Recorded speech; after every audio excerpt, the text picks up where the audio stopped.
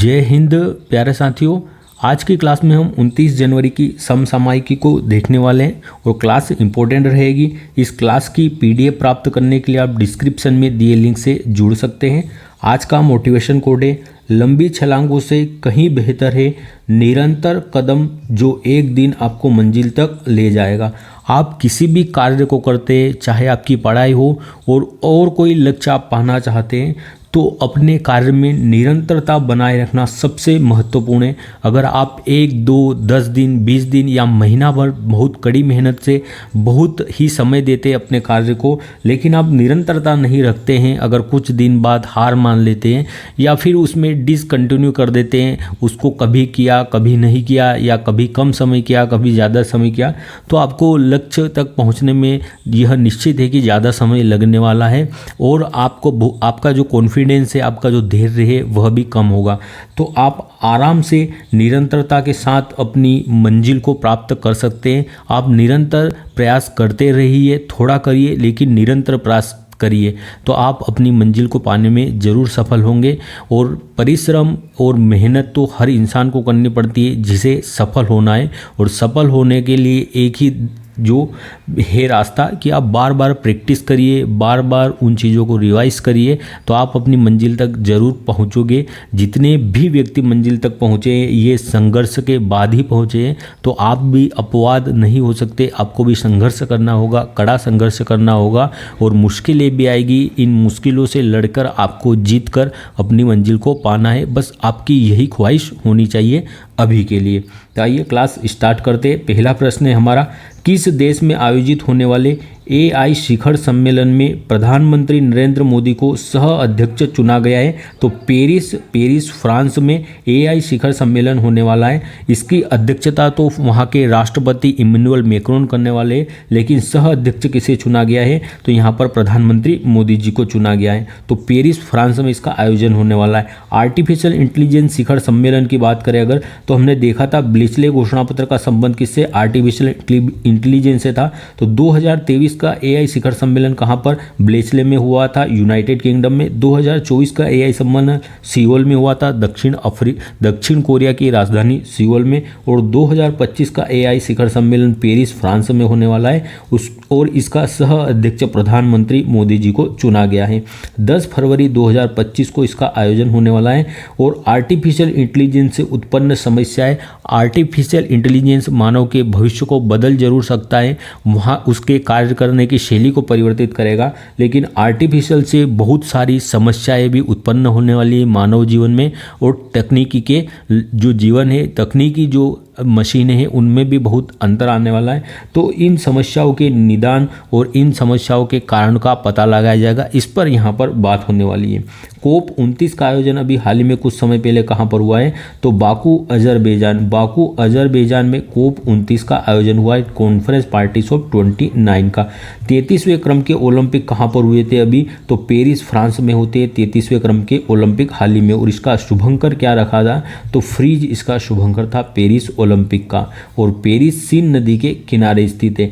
Bharat Olympic में कौन से स्थान पर रहा था? तो 71वें स्थान था भारत पेरिस ओलंपिक में। भारत ने यहाँ पर 0 गोल्ड, 1 सिल्वर और 5 कांस्य पदक जीते थे। और हॉकी टीम ने किस देश की टीम को हराकर जो भारत ने इस कांस्य पदक जीता था? तो स्पेन को हराकर कांस्य पदक जीता था भारत ने हॉकी में।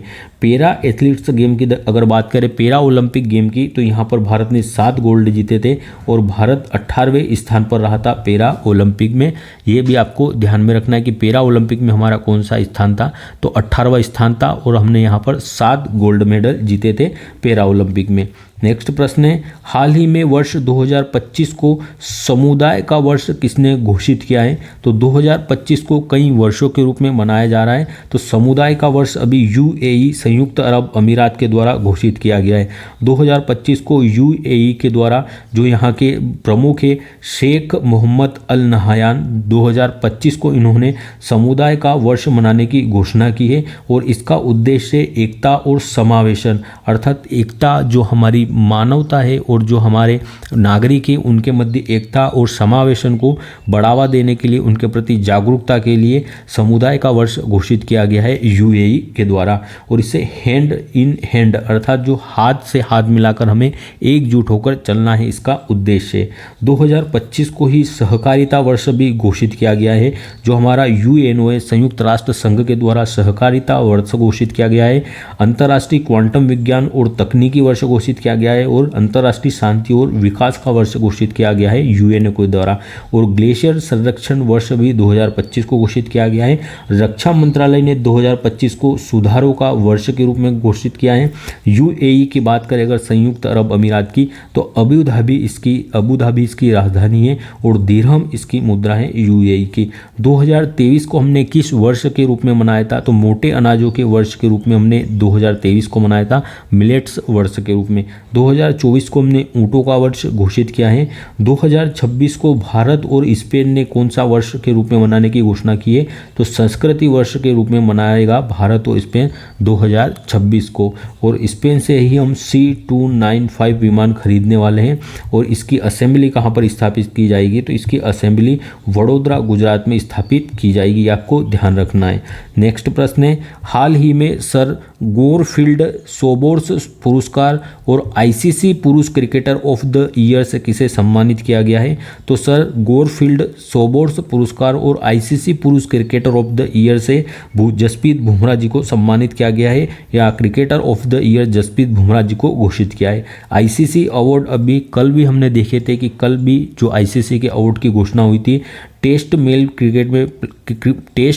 क्रिकेट में जो प्लेयर ऑफ द ईयर है वो जसप्रीत बुमराह जी को चुना गया था और T20 पुरुष में player of the year Arshdeep ji को चुना गया था।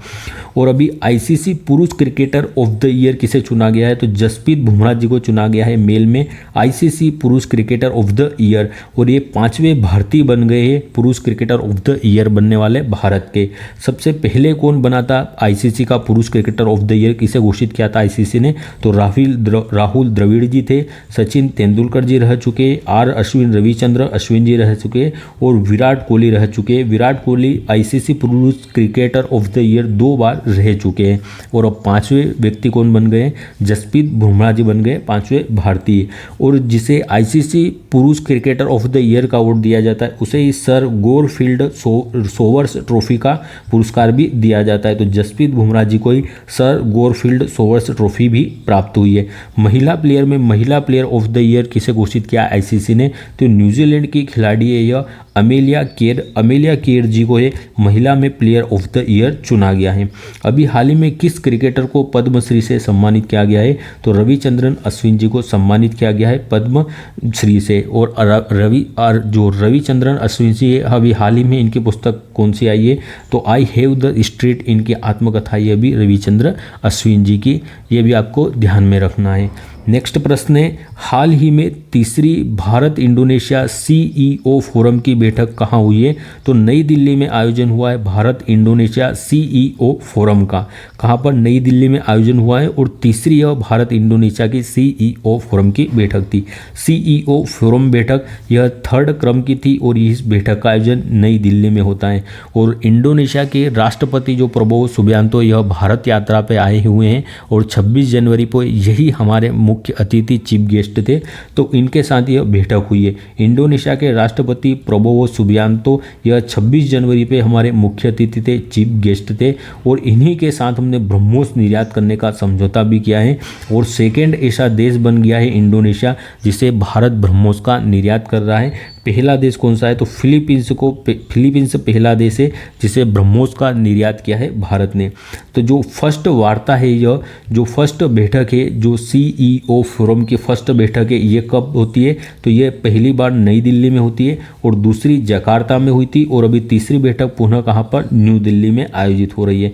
इसकी अध्यक्षता किसने की है भारत की ओर से? तो अजय श्री राम जी ने अध्यक्षता की है इस फोरम की बैठक की। गरुड़ शक्ति और समुद्र शक्ति युद्धाभ्यास किसके मध्य होते हैं, तो यह भारत और इंडोनेशिया के मध्य होते हैं।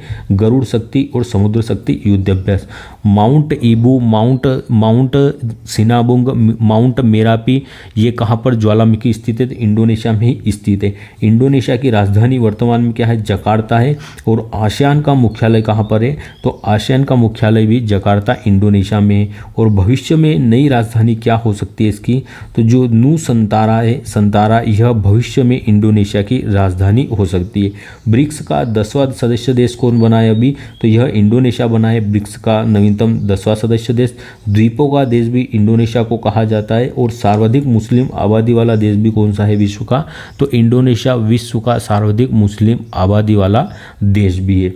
और जो सुकुर्णो साहब थे यहाँ के, तो पहला हमारा जो गणतंत्र दिवस था, पहली बार हमने 26 जनवरी को मनाया था। तो हमारे चीफ गेस्ट कौन थे? तो यह इंडोनेशिया के राष्ट्रपति सुकुर्णो साहब ही उस समय के जो प्रेसिडेंट थे यहाँ के, हमारे मुख्य अतिथि के रूप में आए थे। नेक्स्ट, हाल ही में 38वें राष्ट्रीय खेल कहाँ प्रारंभ हुए? तो उत्तराखंड में प्रारंभ हुए 38वें राष्ट्रीय खेल। नेशनल गेम्स, और कौन सा क्रम है इनका? नेशनल गेम्स का 38वां क्रम है। और इसका होस्ट इस बार देहरादून उत्तराखंड रहने वाला है। देहरादून के राजीव गांधी क्रिकेट स्टेडियम में इसका आयोजन प्रारंभ होगा। और इसका शुभंकर क्या रखा गया है? तो मोली, जो कि एक पक्षी है, मोली इसका शुभंकर रखा गया है नेशनल गेम्स का। और मशाल, जो मशाल है वो उसके रूप में किसे दिखाया गया है? तो जो मशाल तेजस्विनी के प्रतीक है और यह शांति और प्रेरणा का स्रोत है, जो तेजस्विनी मशाल है। शुभंकर तो मौली पक्षी है, मशाल है तेजस्विनी जो शांति और प्रेरणा का प्रतीक है। और जो मशाल है उसके मेज़बान कौन थे मशाल के? तो जो लक्ष्य सेन जी है, जो बैडमिंटन के खिलाड़ी है, यह मशाल के जो मेज़बान थे या वाहक थे मशाल के, कौन? लक्ष्य सेन जी। 28 जनवरी से 14 फरवरी तक इनका आयोजन होना है उत्तराखंड में। और इस बार जो मलखंब है, कलारीपट्टू है और योगासन है, इन्हें भी शामिल किया गया है। मलखंब कहाँ का मार्शल आर्ट है? मध्य प्रदेश का मार्शल आर्ट है मलखंब। और कलारीपट्टू यह केरल का मार्शल आर्ट है। और योगासन, इन तीनों को इस बार शामिल किया गया है। गतका कहाँ का मार्शल आर्ट है? गतका कहाँ का मार्शल आर्ट है, ये आपको बताना है कि गतका कहाँ का मार्शल आर्ट है, ये आपको कमेंट में बताना है। और यहाँ पर कितनी खेल की प्रतियोगिताएं होगी? तो 35 खेल की प्रतियोगिताएं होने वाली है। 37वें राष्ट्रीय खेलों का आयोजन कहाँ पर हुआ था? तो गोवा में हुआ था 37वें राष्ट्रीय खेलों का आयोजन। मोगा इसका शुभंकर था। और फर्स्ट रैंक पर कौन रहा था? तो महाराष्ट्र फर्स्ट रैंक पर रहा था इन 37वें नेशनल गेम में। तो ये आपको ध्यान रखना है। गतका और थांगटा, ये दो जो मार्शल आर्ट है ये कहाँ के? ये आपको बताना है। गतका कहाँ का है और थांगटा कहाँ का है? जो गतका है ये कहाँ का है? तो गतका पंजाब का है, गतका पंजाब का है। और थांगटा कहाँ का है? तो मणिपुर का मार्शल आर्ट क्या है? थांगटा मणिपुर का मार्शल आर्ट है, ये ध्यान रखना है। उत्तराखंड अभी हाल ही में यहाँ पर यूनिफॉर्म सिविल कोड को लागू किया है और इसे लागू करने वाला फर्स्ट राज्य बना है Uttarakhand. UCC uniform civil code को लागू करने वाला, अर्थात जो आर्टिकल 44 है हमारे नीति निर्देशक तत्व में, इसे लागू कर दिया गया है कानून बनाकर उत्तराखंड के द्वारा।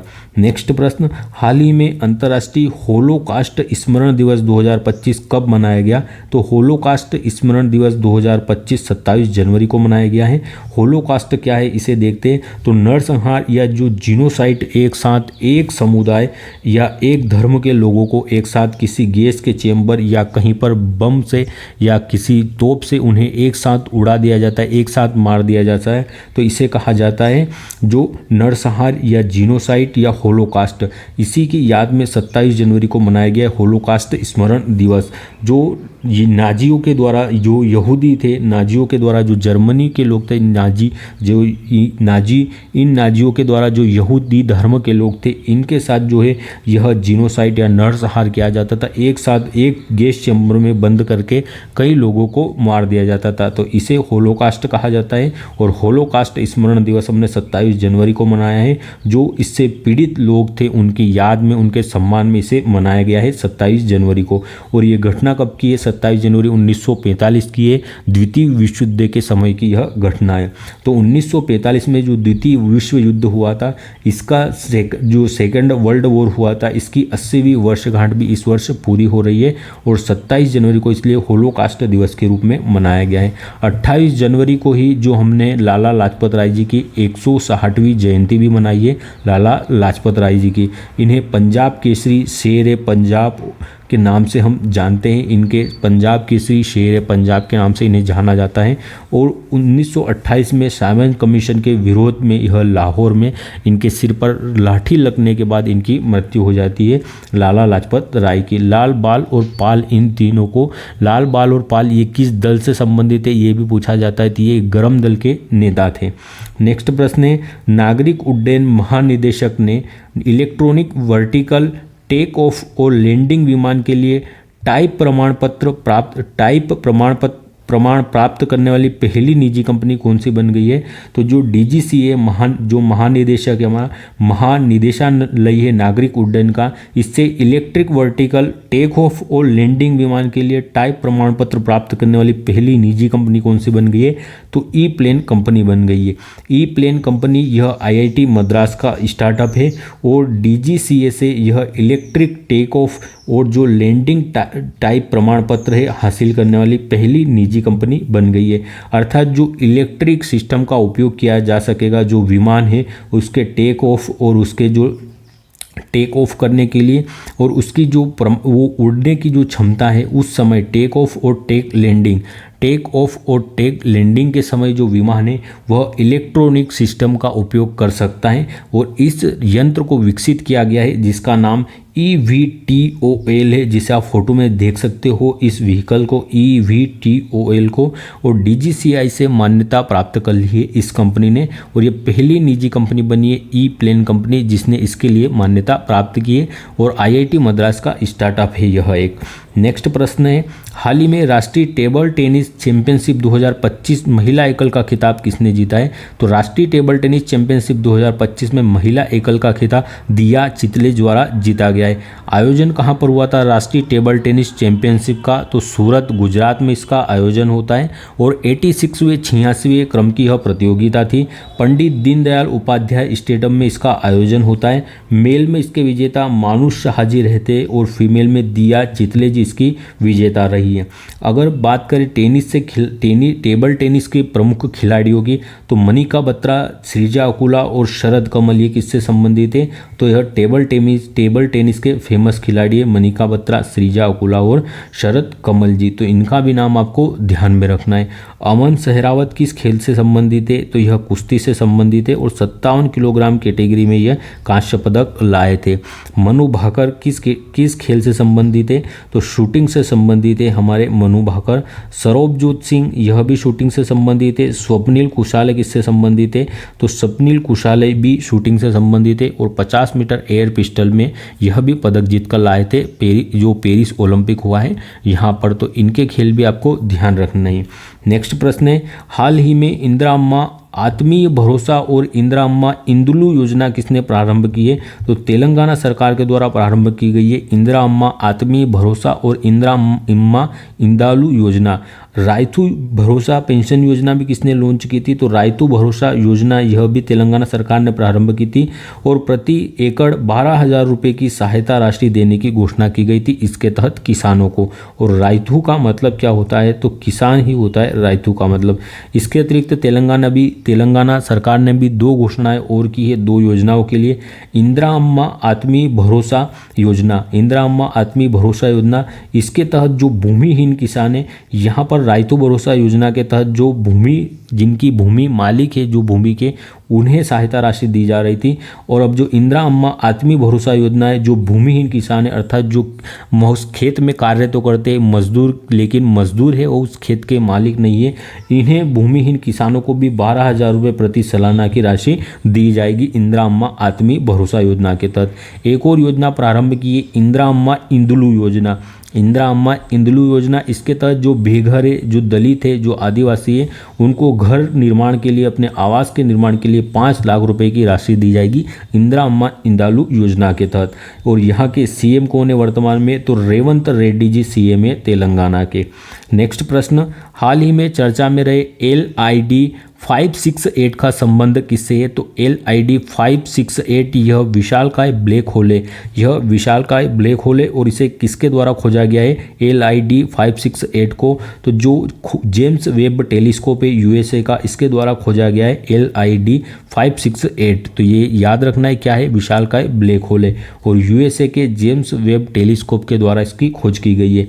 कम द्रव्यमान वाला ब्लैक होल है यह। और ब्लैक होल की क्या विशेषता होती है? तो अपने आसपास के पदार्थों को अपनी ओर खींचता है। अब ये ब्लैक होल है अगर, तो ये अपने आसपास के प्रकाश को या जो भी तारे हैं इसके आसपास उनको अपनी ओर खींचता है और अपने में समाहित कर लेता है। तो अपने आसपास के पदार्थों को अपनी ओर खींचता है। और किन किरणों के द्वारा? तो एक्सरे और इंफ्रारेड किरणों के द्वारा इसकी खोज की गई है ब्लैक होल की। तो आज के करंट अफेयर्स को हमने देख लिया है बहुत अच्छे से। अगर आपको क्लास अच्छी लगी हो तो लाइक ज़रूर करिएगा और शेयर भी करिएगा। अभी एक सिंड्रोम के नाम सुना था, केसलर सिंड्रोम का संबंध किससे है? केसलर सिंड्रोम का संबंध किससे है? केसलर सिंड्रोम तो जो अंतरिक्ष कचरा है, अंतरिक्ष कचरा इससे संबंधित है। अंतरिक्ष कचरे से जो है केसलर सिंड्रोम। अभी अपना 100वां मिशन किसके द्वारा लॉन्च कर चुका है इसरो अपना 100वां मिशन? तो GSLV F-15 के द्वारा अभी अपना 100वां मिशन भेज चुका है इसरो। इसरो ने अभी अंतरिक्ष में POEM-4 मिशन के तहत किसके बीज भेजे थे जिनमें अंकुरण हुआ है? तो लोबिया के बीजों को भेजा गया था जिसमें अंकुरण हो चुका है। तो जो इसरो है इसने लोबिया के बीजों को अंतरिक्ष में भेजा था और इसमें अंकुरण भी हो चुका है। क्रू 9 मिशन का संबंध किससे है? क्रू 9 मिशन तो जो नासा और जो स्पेस एक्स है इन दोनों का मिशन है क्रू 9 मिशन। और इसके तहत जो सुनीता विलियम्स अंतरिक्ष में फंस चुके हैं अंतर्राष्ट्रीय स्पेस स्टेशन पे, वहाँ से उन्हें लाने के लिए क्रू 9 मिशन लॉन्च किया गया है। ये आपको ध्यान रखना है कुछ मिशन भी।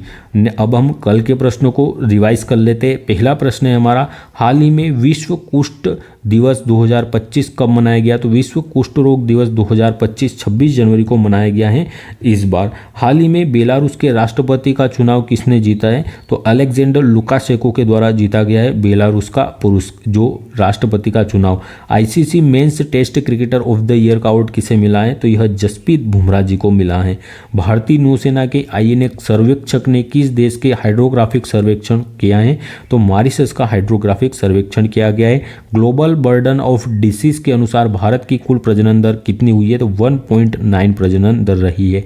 मेरी लेबोर्न क्रिकेट क्लब के वैश्विक सलाहकार बोर्ड का सदस्य किसे चुना गया है? तो जय शाह जी को चुना गया है। समान नागरिक संहिता लागू करने वाला पहला राज्य कौन सा बन गया है कानून बनाकर?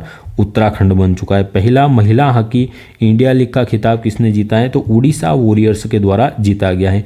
प्रत्येक चिनार पेड़ के लिए डिजिटल ट्री आधार पहल किसने लॉन्च की है? तो यह ट्री जो चिनार का पेड़ है उसके लिए डिजिटल ट्री आधार सेवा जम्मू कश्मीर ने लॉन्च की है। इलेक्ट्रॉनिक मीडिया श्रेणी में मतदाता जागरूकता के लिए किसे ECI मीडिया पुरस्कार से सम्मानित किया गया है? तो दूरदर्शन को सम्मानित किया गया है। एक नज़र में आज के प्रश्नों को देख लेते हैं। किस देश में आयोजित होने वाले AI शिखर सम्मेलन में प्रधानमंत्री मोदी को सह अध्यक्ष चुना गया है? पेरिस फ्रांस में इसका आयोजन होगा। हाल ही में वर्ष 2025 को समुदाय का वर्ष किसने घोषित किया है? UAE ने। हाल ही में सर गोरफील्ड सोबर्स पुरस्कार और ICC पुरुष क्रिकेटर ऑफ द ईयर से किसे सम्मानित किया गया है? तो यह जसप्रीत बुमराह जी को। हाल ही में तीसरी भारत इंडोनेशिया CEO फोरम की बैठक कहाँ हुई है? तो इसका आयोजन नई दिल्ली में होता है। हाल ही में 38वें राष्ट्रीय खेल कहाँ प्रारंभ हुए हैं? तो 38वें राष्ट्रीय खेलों का प्रारंभ कहाँ पर हुआ है? उत्तराखंड में प्रारंभ हो चुके। अंतर्राष्ट्रीय होलोकास्ट स्मरण दिवस 2025 कब मनाया गया? 27 जनवरी को मनाया गया है होलोकास्ट दिवस।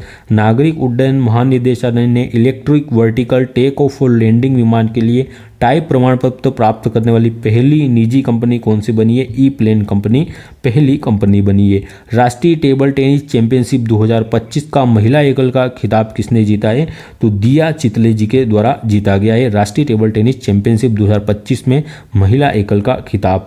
हाल ही में इंदिरा अम्मा आत्मी भरोसा और इंदिरा अम्मा इंदलू योजना किसने प्रारंभ की है? तेलंगाना सरकार ने प्रारंभ की है किसानों की सहायता के लिए। हाल ही में चर्चा में रहे LID 568 का संबंध किससे है? तो विशालकाय ब्लैक होल है LID 568 8 इसका संबंध किससे? विशालकाय ब्लैक होल से। धन्यवाद। जय हिंद। अगर वीडियो अच्छा लगा हो तो शेयर जरूर करिएगा और लाइक करिएगा।